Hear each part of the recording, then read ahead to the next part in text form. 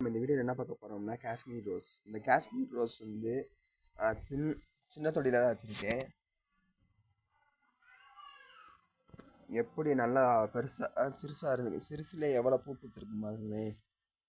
இத்தனைக்கு நிறையா தளிர் வருது.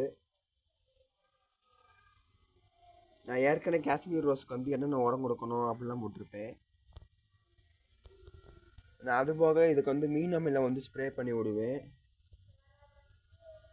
இதுக்கு மூடாக்கா வந்து தேங்காய் நார் கழிவு தான் கொடுத்துருக்கேன். ஏன்னா இந்த வெயில் காலத்தில் வந்து இந்த விருதுநகர் அந்த மாதிரி சிட்டியை பொறுத்தளவு வந்து வெயில் அதிகமாக இருக்கும். அதுக்கு வந்து மூடாக்கா வந்து தேங்காய் நார் கொடுக்கலாம்.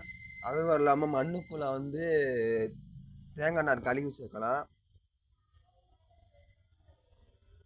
மண்ணுக்கு ஊட்டச்சத்தமாக வந்து மீன் அமிலம் அந்த மாதிரி பல இயற்கை உரங்களை கொடுக்கலாம். இதுக்கு வந்து இரும்பு சத்து வேணுங்காக எல்லாத்துலேயும் ஒரு ஆணி இல்லாட்டினா ஒரு இரும்பு வந்து உள்ள மண்ணுக்குள்ள போட்டு வச்சுருப்பேன். நிறைய மொட்டுக்களாக இருக்குது.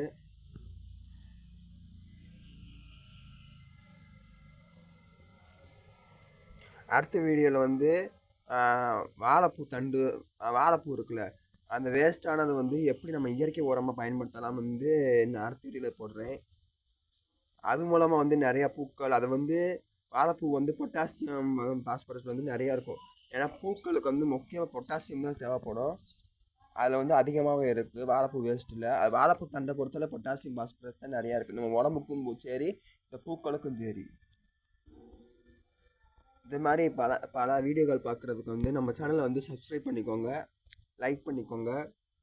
அடுத்த வீடியோவில் சந்திப்போம். அடுத்த வீடியோவில் கண்டிப்பாக அந்த வாழைப்பூ தண்டு வந்து எப்படி வந்து நம்ம இயற்கை உரமாக பயன்படுத்தலாம் வந்து நான் போடுறேன். தேங்க்யூ.